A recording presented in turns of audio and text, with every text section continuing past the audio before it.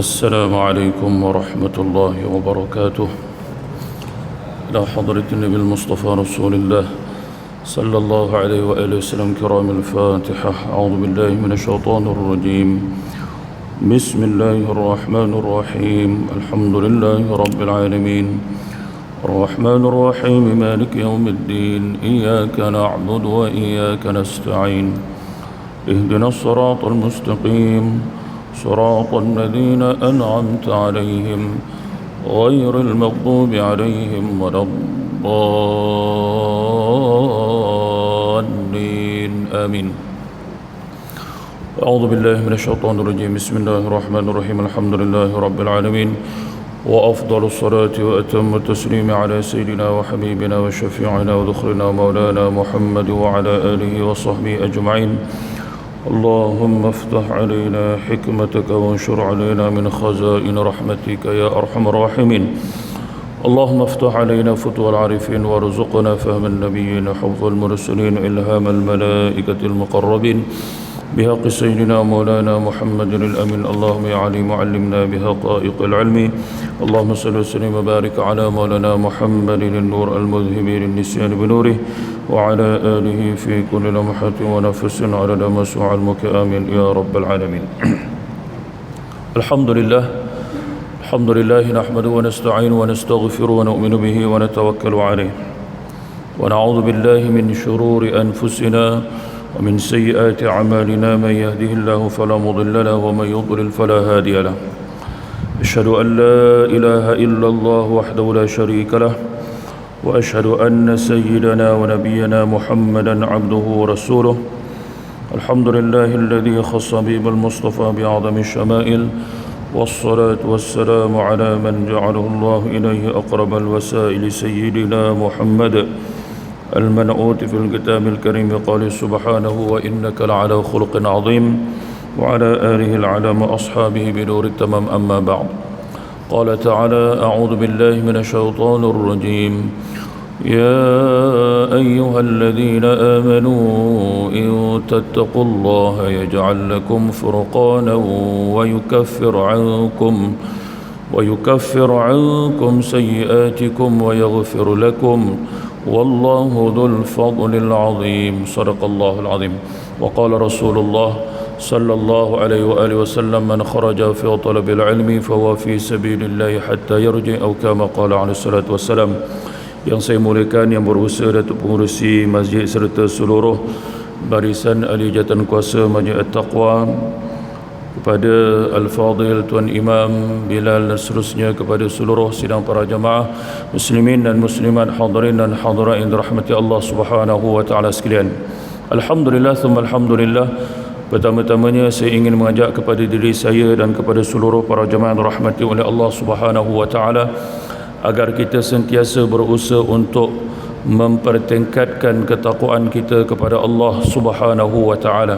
Dan sesungguhnya jalan untuk kita mempertingkatkan, memperkukuhkan ketakwaan kita kepada Allah Subhanahu wa taala tidak lain dan tidak bukan adalah dengan kita bersungguh-sungguh melaksanakan, menunaikan segala perintah Allah Subhanahu wa taala mengikut seperti mana yang telah diajarkan oleh junjungan besar Nabi kita Nabi Muhammad sallallahu alaihi wasallam. Dan kita berusaha juga dengan bersungguh-sungguh untuk menjauhi segala apa yang dilarang dan ditegah oleh Allah Subhanahu wa taala. Maka yakinlah Allah Subhanahu wa taala pasti akan mengurniakan kebaikan, kebahagiaan dan kesejahteraan kepada kita, bukan hanya semasa kita berada di atas dunia yang sementara ini, lebih-lebih lagi apabila kita berpindah ke alam baqa, iaitu ke alam barzakh, dan juga kita semua akan dibangkitkan nanti di hari akhirat di padang mahsyar, dan juga seterusnya. Moga-moga Allah Subhanahu wa taala akan mengurniakan tempat yang mulia bagi kita semua, iaitu tidak lain di dalam syurganya. Amin ya rabbal alamin. Alhamdulillah, bersyukur kita kepada Allah Subhanahu wa taala pada malam yang penuh dengan rahmat dan keberkatan ini. Alhamdulillah, Allah Subhanahu wa taala telah menempatkan kita semua di satu tempat yang paling Allah Subhanahu wa taala kasih dan cintai. kerana di sini disebut sebagai masjid ataupun rumah Allah Subhanahu wa taala. Kerana di dalam tempat ini kita bersujud, di dalam tempat ini kita membesar dan mengagungkan Allah Subhanahu wa taala, dan seperti mana Allah Subhanahu wa taala telah nyatakan di dalam Al-Quran, a'udzubillahi minasyaitonir rajim, innama ya'muru masajidallah man amana billahi wal yawmil akhir wa aqama as-salata wa ata az-zakata wa lam yakhsha illa Allah fa'asa ulaika ay yakunu minal muhtadin. Sadaqallahul azim.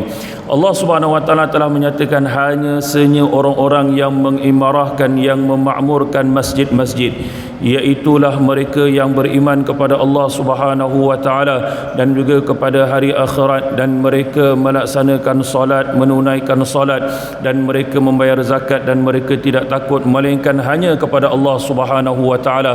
Maka dengannya moga-moga mereka akan menjadi orang-orang yang mendapat petunjuk daripada Allah Subhanahu wa taala. Maka yakinlah kita, dengan kita menjaga perintah Allah, dengan kita menjaga amanah yang Allah Subhanahu wa taala berikan kepada kita, maka insya-Allah Allah pasti akan menganugerahkan kehidupan yang terbaik kepada kita semua. Ini adalah merupakan janji Allah Subhanahu wa taala, dan tidak ada perubahan dan tidak ada maknanya sesuatu perkara yang apabila telah dijanjikan oleh Allah ianya pasti akan berlaku. La tabdila li kalimatillah. Maka Allah SWT menyatakan dalam ayat yang lain, a'udzubillahi minasyaitonir rajim, man 'amila salihan min dzakarin aw untha wa huwa mu'min falanuhyiyannahu hayatan thayyibah wa lanajziyannahum ajrahum bi ahsani ma kanu ya'malun. Allah berfirman yang bermaksud, sesiapa yang mengerjakan, yang melaksanakan amal yang soleh, amal yang baik. Alhamdulillah kita berada di masjid ini, alhamdulillah kita baru saja bersama-sama melaksanakan kefarduan solat fardu maghrib kita secara berjemaah seperti mana yang diajarkan oleh baginda Nabi Muhammad sallallahu alaihi wasallam. Maka Allah menyatakan sesiapa yang mengerjakan amal yang soleh, amal kebaikan daripada lelaki dan juga perempuan, dan kebaikan dan amal soleh itu dilakukan, prasyarat yang paling utama mestilah beriman kepada Allah. Ini yang paling utama dan penting. Jadi jangan kita salah sangka maknanya menyatakan semua agama itu sama, tidak. Kita tidaklah maknanya apa mengkritik ataupun kita jangan mencaci agama-agama lain. Ini adalah merupakan saranan daripada Allah Subhanahu wa taala, kerana mereka akan mencaci ataupun mereka akan menyatakan, memperkatakan sesuatu yang tidak sepatutnya kepada Allah Subhanahu wa taala, kerana mereka menyatakannya tanpa ada pengetahuan dan ilmu. Ini Allah Subhanahu wa taala tegur dalam Quran, wala tasubbul ladzina yad'una min dunillah fayasubbullaha adwan bighairi ilm. Janganlah kamu mencaci sembahan-sembahan selain. Maknanya apa? Apa yang disembah oleh orang-orang yang kafir, orang yang tidak beriman. Kerana apa? Fayasubbullah. Maka ditakuti mereka akan mencaci dan mereka akan memperkatakan sesuatu yang tidak baik kepada Allah Subhanahu wa taala dengan bighairi ilm, dengan tanpa ilmu. Jadi alhamdulillah apabila kita melaksanakan amal yang saleh dan juga dalam keadaan beriman kepada Allah, maka janji Allah, falanuhyiyannahu hayatan thayyibah. Inilah yang kita ingini, iaitu Allah Subhanahu wa taala, maka kami akan menghidupkan mereka, iaitu orang-orang yang beriman, orang-orang yang melakukan amal saleh ini dengan kehidupan yang baik. Ini yang kita ingini. Kita nak hidup kita baik. Kita nak hidup kita dalam keadaan aman, kita nak hidup kita dalam keadaan tenteram, kita nak hidup kita dalam keadaan tenang. Ketenangan inilah yang kita ingin sangat.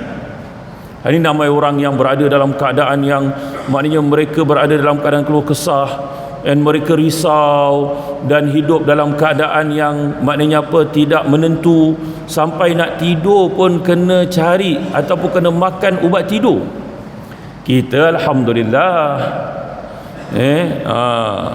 Senang je alhamdulillah. Lebih lagi di dalam masjid ini turunnya rahmat Allah Subhanahu wa taala. Allahu akbar. Ini adalah merupakan nikmat kurniaan Allah Subhanahu wa taala. Dan Allah menyatakan wala najziyannahum ajrahum bi ahsani ma kanu ya'malun, dan kami akan membalas mereka itu, orang-orang yang beriman, orang-orang yang beramal soleh itu, nanti di hari akhirat Allah akan memberikan apa? Keredaan daripada Allah, dan Allah akan mengurniakan sesuatu yang diingini, yang didambakan oleh orang yang beriman, iaitulah syurga Allah Subhanahu wa taala. Moga-moga insya-Allah Allah SWT akan menjadikan kita semua berada di dalam masjid yang mulia ini mendapat keridhaan Allah dan mendapat syurga Allah Subhanahu wa taala. Amin ya rabbal alamin. Alhamdulillah, pada malam yang berbahagia ini alhamdulillah kita bersama-sama dapat bertemu dalam kuliah kita. Saya hanya mengisi kalau ada slot minggu yang kelima. Kebetulan malam ni minggu yang kelima 31 hari bulan, hari Selasa minggu yang kelima.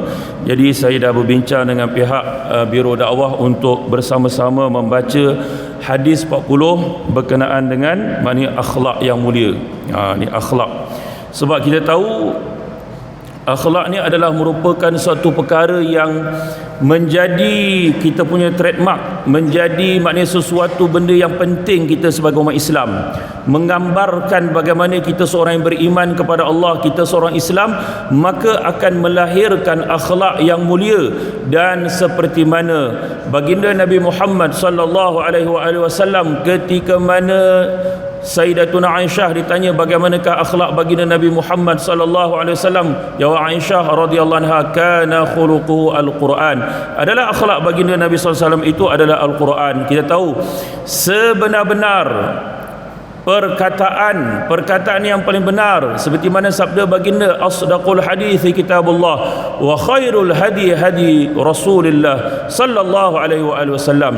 Sebenar-benar perkataan adalah merupakan firman Allah Subhanahu wa taala, dan sebaik-baik petunjuk adalah daripada baginda Nabi Muhammad sallallahu alaihi wasallam.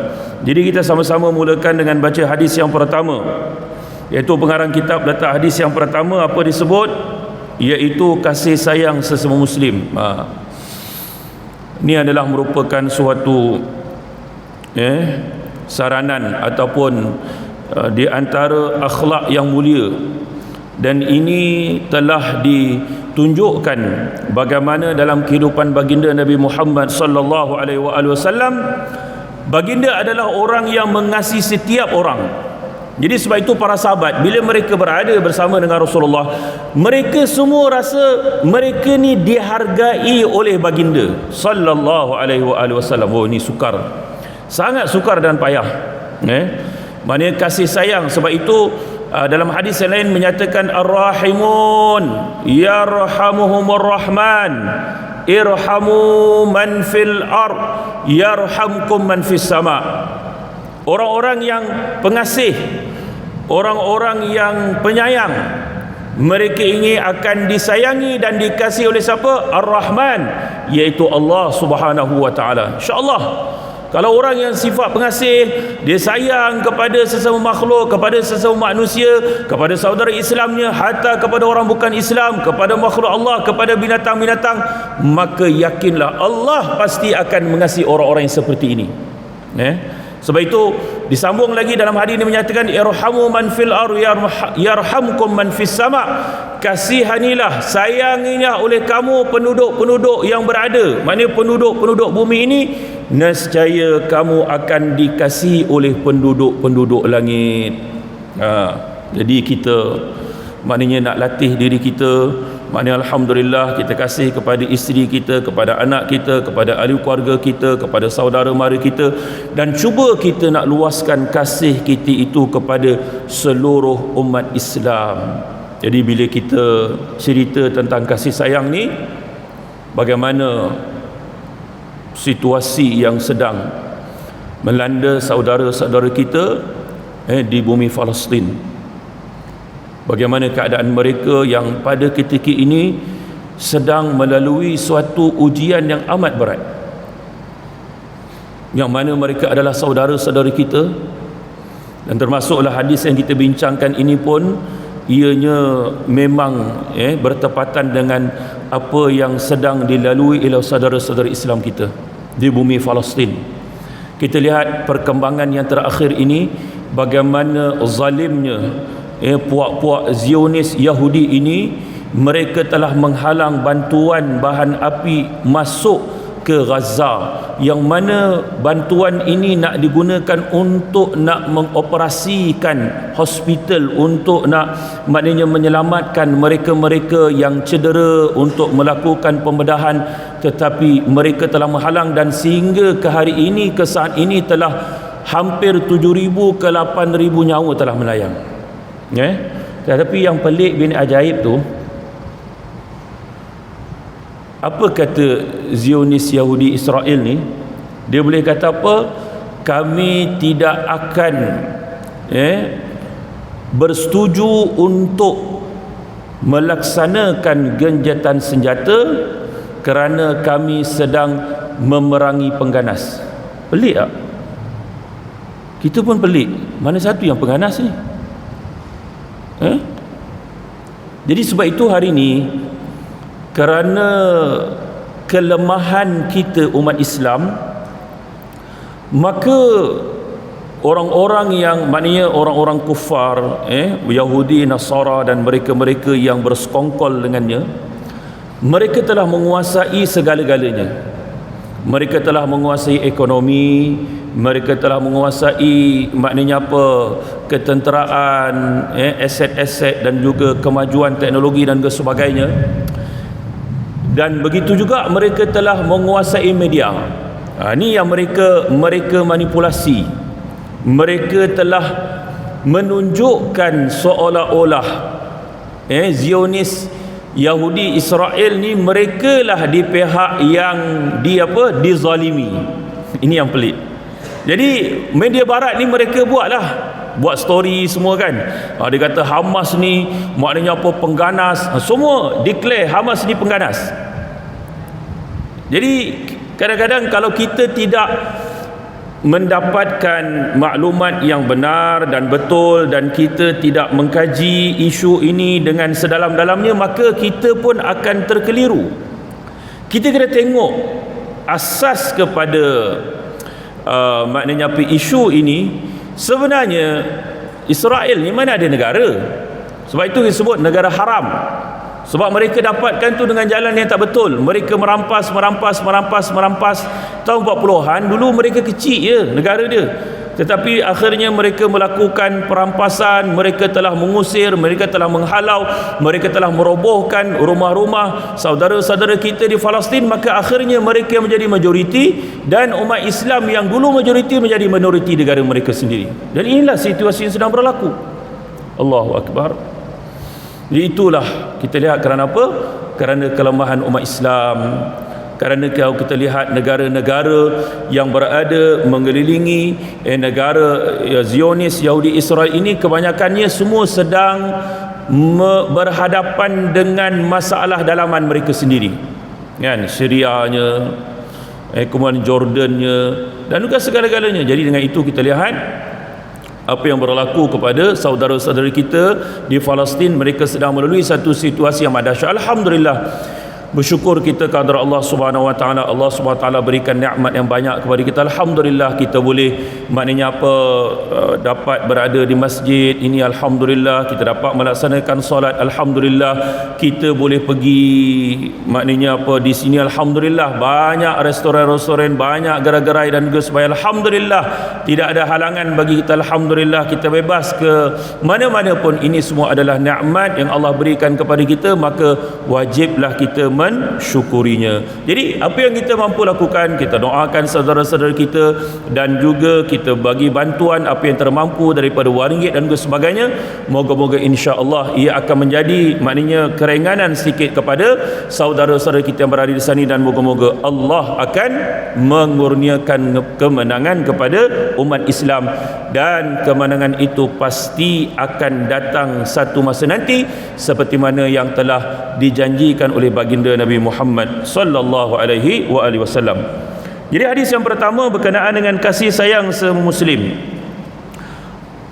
Hadisnya berbunyi, Bismillahirrahmanirrahim. Wa 'anin Nu'man bin Bashir radhiyallahu anhuma qala Qala Rasulullah sallallahu alaihi wasallam, "Mathalul mu'minina fi tawaddihim wa tarahumihim wa ta'atufihim mathalul jasad idza ishtaka minhu 'udwan tada'a lahu sa'irul jasad bis-sahri wal humma." Muttafaqun alaih.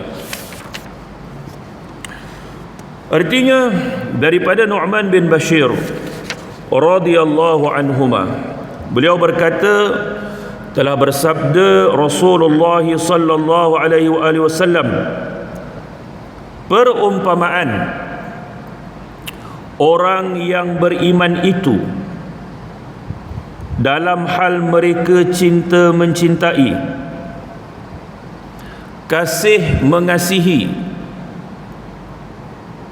dan bertimbang rasa sesama mereka seperti satu tubuh badan. Perumpamaan orang yang beriman itu dalam hal mereka cinta mencintai, kasih mengasihi dan bertimbang rasa sesama mereka seperti satu tubuh badan. Apabila mana-mana anggota ditimpa penyakit, maka seluruh anggota badan yang lain akan turut serta berjaga malam dan merasakan demam. Apabila mana-mana anggota ditimpa penyakit, maka seluruh anggota badan yang lain akan turut serta berjaga malam dan merasakan demam. Hadis riwayat Imam Bukhari dan Muslim. Jadi apa maksud hadis ini? Nabi SAW telah memberikan perumpamaan, iaitu orang yang beriman ni, orang beriman dalam hal mereka cinta mencintai, kasih mengasihi dan bertimbang rasa ni macam satu tubuh badan, macam badan kita.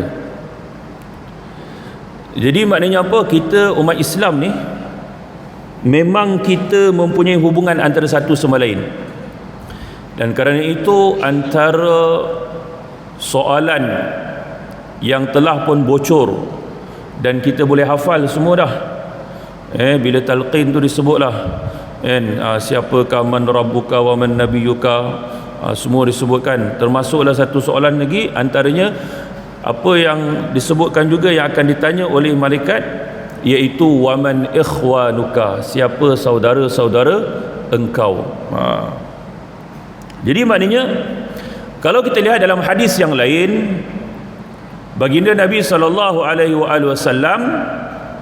menyatakan dalam hadis yang masyhur, iaitu golongan-golongan ataupun manusia-manusia yang akan mendapat perlindungan, mendapat pemeliharaan dan berada di bawah naungan rahmat dan arasy Allah Subhanahu wa taala di padang mahsyar nanti, pada ketika semua kita akan dibangkitkan. Maka pada ketika itu, seperti mana yang Allah Subhanahu wa taala berfirman di dalam Al-Quran, khususnya dalam juzuk yang ke-29 dan juzuk yang ke-30, bagaimana di dalam firman Allah SWT itu menyatakan bagaimanakah situasi dan keadaan yang amat-amat mengerikan dan menakutkan, situasi nanti di padang mahsyar di hari akhirat. Maka pada ketika itu semua manusia sibuk menguruskan diri mereka masing-masing, tidak mempunyai lagi masa untuk memikirkan hal orang lain. Sehingga Allah SWT menyatakan betapa dahsyat dan betapa ngerinya situasi dan keadaan pada hari akhirat nanti, sehingga Allah SWT menyatakan dalam Quran dalam juzuk yang ke-30 juga, Allah menyatakan yauma yafirrul mar'u min akhi wa ummihi wa abihi wa sahibatihi wa banihi likulli imri'in minhum yauma idzin sya'nu yughni. Sadaqallahul azim. Betapa dahsyatnya situasi dan keadaan pada hari akhirat, iaitu ketika mana kita dikumpulkan nanti di padang mahsyar, Maka Allah Subhanahu wa taala telah menyatakan situasi dan keadaan yang akan dilalui oleh manusia, iaitu antaranya Allah menyatakan pada hari itu, pada satu hari, yaum. Bila hari itu? Itu pada hari akhirat, pada hari kita semua dikumpulkan di padang mahsyar. Allah menyatakan pada hari yang akan larilah oleh seseorang daripada saudara-saudaranya. Siapa lagi dia akan lari? Wa ummihi wa abi, dan daripada ibunya dan daripada bapanya. Allahu akbar. Oh, ini dahsyat.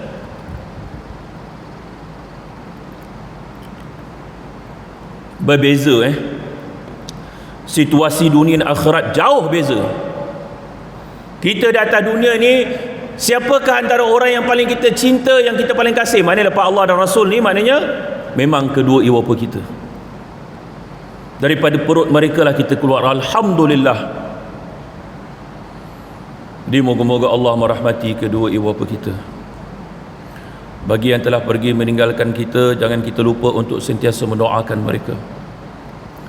Alhamdulillah, bagi yang masih hidup, kita santuni mereka, kita kasihi mereka, kita sayangi mereka seperti mana mereka mengasihi dan mencintai dan juga menyayangi kita. Kerana itulah Allah SWT sebut dalam Quran, dalam beberapa ayat, Allah meletakkan martabat ibu dan bapa ini selepas daripada Allah. Antaranya dalam ayat Allah SWT menyatakan, a'udzubillahi minasyaitonirrajim, wa'budullaha wa la tusyriku bihi syai'a wa bil walidaini ihsana. Allah SWT menyatakan, dan sembahlah Allah SWT, sembahlah oleh kamu akan Allah, dan jangan kamu sesekali menyengutukan, mensyirikkan Allah Subhanahu wa taala dengan sesuatu yang lain. Dan selepas daripada itu apa? Wabil walidaini ihsana, dan dengan kedua ibu bapa kamu buatlah baik. Nampak? Itu dia punya martabat. Allahu akbar. Itu atas dunia. Tetapi nanti di hari akhirat Allah SWT akan menyatakan apakah yang akan berlaku, iaitu orang akan lari wa ummihi wa abi, daripada ibunya, daripada bapanya. Allahu akbar. Sedangkan kita tahu di atas dunia ni kedua ibu bapa kita adalah orang yang paling kita kasih dan orang kita paling cintai. Kemudian anak-anak kita, isteri kita dan ahli keluarga kita, kita sanggup berkorban, sanggup kita berlapar, sanggup kita mengenepikan kepentingan diri kita untuk kebahagiaan mereka. Bagaimanakah anak-anak yang semasa mereka masih kecil, mereka masih bayi, kita jaga, kita tatang, kita kasihi mereka, kita sayangi mereka, pergi bekerja dan juga sebagainya pun ingat kepada mereka dan juga sebagainya, kita sanggup mengorbankan segala-galanya untuk kebahagiaan mereka. Tetapi jangan kita lupa untuk memberi didikan agama kepada mereka, kerana kalau tidak nanti kasih sayang itu akan bertukar menjadi musuh yang amat ketat nanti di padang mahsyar di hari akhirat. Biarlah kasih itu membawa sampai ke dalam syurga Allah. Jadi sebab itu Allah SWT menyatakan lagi wa ummihi wa abi wa sahibatihi wa bani, dan daripada sahabat-sahabatnya dan anak-anaknya. Bayangkan, Allahu akbar. Sebab apa? Pada ketika itu semua orang mempunyai sesuatu benda yang mereka, maknanya menjadikan mereka lupa kepada benda yang lain. Semua memikirkan bagaimana nak berjaya, bagaimana nak selamat, bagaimana nak melintasi maknanya titian sirat dan seterusnya, berjaya sampai masuk ke dalam syurga Allah Subhanahu wa taala. Jadi antaranya Nabi SAW sebut, daripada 7 golongan manusia yang akan mendapat perlindungan, mendapat rahmat, mendapat perlindungan arasy Allah SWT adalah, di antara golongan-golongan itu Nabi SAW sebut adalah 2 orang, warajulani, 2 orang lelaki yang bertemu, yang berpisah semata-mata kerana Allah. Mereka kasih mengasihi semata-mata kerana Allah. Betul, kena betul tu. Hari ini dia kadang-kadang banyak benda yang confuse. Kadang-kadang kita tengok hari ni kan banyak benda yang pelik-pelik. Dalam hadis sebut, dalam Al-Quran memang sebut kita kasih, mengasihi, cinta, menjadi semata-mata kerana Allah, bukan kerana lain. Hari ini kita tengok bagaimana barat mereka cuba untuk menormalkan hubungan LGBT, lelaki sama lelaki dan juga sebagainya, na'udzubillah min zalik. Tetapi kita lihat bagaimana kasih sayang. Kalau kita nak lihat contoh ni, contoh yang paling jelas untuk kita jadikan sebagai panduan kita adalah bagaimana kasih sayang yang ditunjukkan, yang mana telah dibina oleh baginda Nabi Muhammad SAW kita, ke mana baginda berhijrah ke bumi Madinah Al-Munawwarah, iaitu di antara kaum Muhajirin dan Ansar. Memang dahsyat. Satu contoh yang kita, kalau kita rasakan benda ni macam mustahil tau, benda ni macam benda yang tak akan berlaku, kita kata betul ke tak betul ni kan, tetapi itulah kebenarannya. Kita baca dalam sirah, kita baca dalam sejarah dan juga sebagainya, dan juga disebut oleh baginda Nabi Muhammad sallallahu alaihi wasallam bagaimana sifat kasih sayang di antara mereka. Allah bersemata-mata kerana apa? Bukan kerana harta, bukan kerana pangkat, bukan kerana apa-apa, bukan semata-mata kerana dunia, tetapi semata-mata kerana Allah Subhanahu wa taala. Bagaimana bila mana sahabat-sahabat mereka tidak mempunyai apa-apa, termasuklah baginda pergi sampai ke Madinah Al-Munawwarah, maka sahabat-sahabat mereka kaum Ansar ini, mereka telah memberikan segala-galanya sehingga mereka sanggup, maknanya apa, mengenepikan, maknanya apa, keperluan yang sepatutnya mereka boleh, maknanya apa, mengelakkan, tetapi mereka sanggup memberikannya kepada Allah dan Rasul demi menunjukkan cinta dan kasih mereka kepada Allah dan kepada Rasulullah sallallahu alaihi wasallam.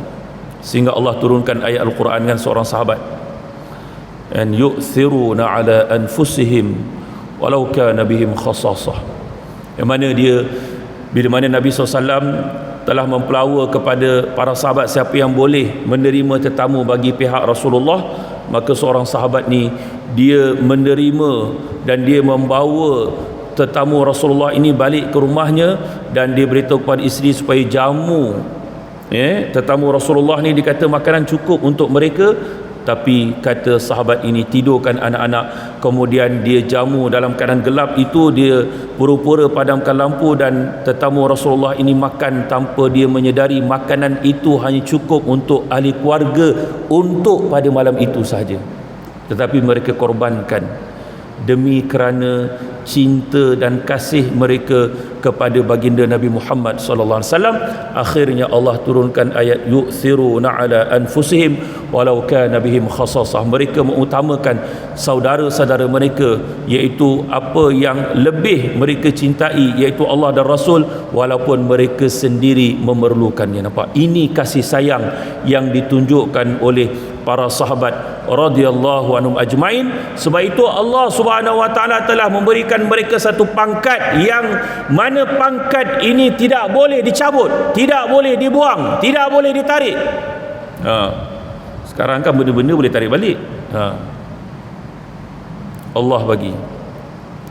والسابقون الأولون من المهاجرين والأنصار والذين اتبعوهم بإحسان رضي الله عنهم ورضوا عنه. Ini jelas, tak boleh kita baca dalam Quran, benda ini dah termaktub. Allah menyatakan orang-orang yang sabiqun al-awwalun, yang awal-awal, yang terdahulu, minal muhajirin wal ansar, daripada golongan muhajirin dan ansar.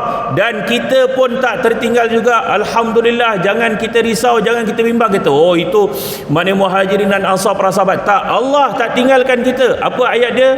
walladzina tabauhum biihsan. Syarat dia, dan mereka-mereka yang mengikuti mereka itu, iaitu muhajirin dan ansar, biihsan, dengan baik. Alhamdulillah, kita datang ke masjid, kita cuba untuk laksanakan perintah Allah seperti mana yang Nabi SAW ajar, solat secara berjemaah, duduk dalam majlis ilmu. Alhamdulillah.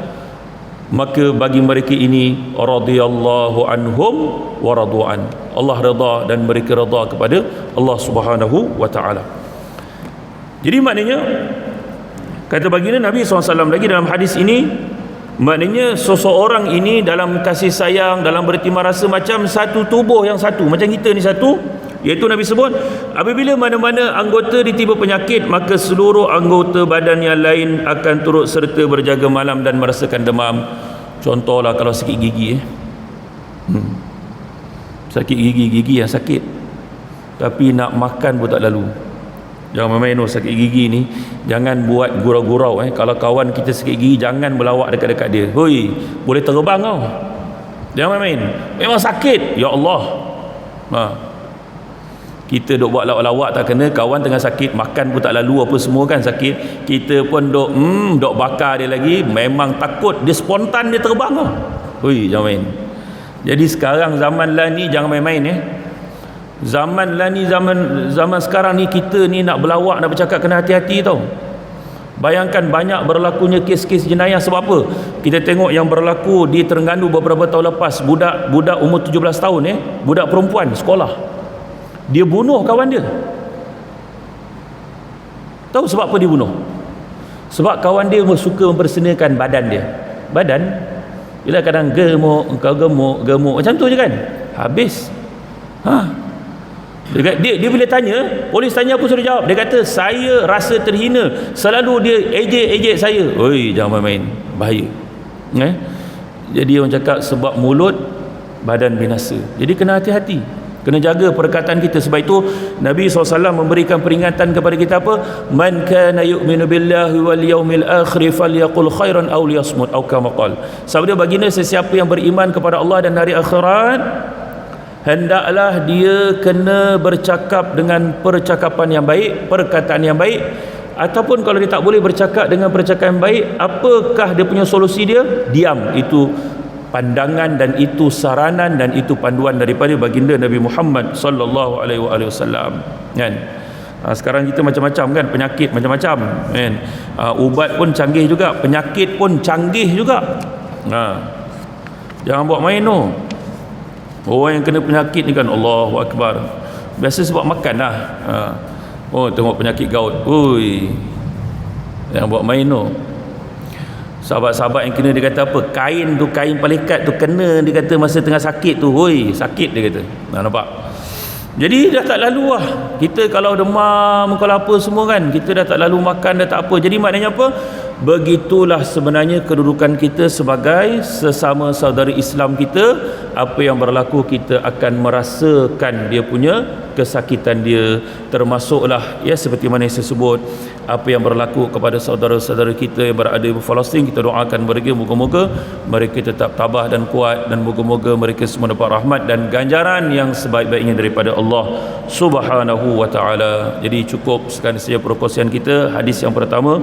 Insya-Allah jika diizinkan oleh Allah Subhanahu wa taala, kita akan sambung pada hadis yang kedua, dan juga ia adalah merupakan, moga-moga insya-Allah dengan kita bersama-sama membaca tentang bagaimanakah akhlak baginda Nabi Muhammad SAW. Walaupun kita tak mampu untuk amalkan dalam kehidupan kita, memang kita takkan sampai, dan kita takkan, maknanya apa, sampai untuk nak ke makam dan kedudukan baginda, tetapi kita berusaha untuk menjadikan diri kita itu baginda sebagai tauladan kita. Maka inna tashabbuha bil kirami falah, sesungguhnya kita menyerupakan diri kita dengan orang-orang yang berjaya, insya-Allah itu adalah merupakan satu kejayaan. Jadi cukup saja, yang baik itu datang daripada Allah Subhanahu wa taala, yang tidak baik dan kekurangan itu adalah daripada saya dan saya datang daripada Allah. Moga-moga Allah merahmati kita semua dan sentiasa menunjukkan kita ke arah jalan yang diridainya. A'udzubillahi minasyaitonir rajim. Bismillahirrahmanirrahim. Alhamdulillahirabbil alamin. Wa afdhalus salati wa atamut taslim ala sayyidina wa habibina syafi'ina dhukhrina maulana Muhammad wa ala alihi wa sahbihi ajma'in. اللهم ارزقنا حبك وحب رسولك. اللهم اهدنا بهدى واجعلنا ممن يسار في رضاك ولا تولنا ولي سواك ولا تجعلنا ممن خالف امرك وعصاك. وحسبنا الله ونعم الوكيل ولا حول ولا قوة إلا بالله العلي العظيم. سبحان ربك رب العزة عما يصفون وسلام على المرسلين والحمد لله رب العالمين وبالله التوفيق والهداية. والسلام عليكم ورحمة الله وبركاته.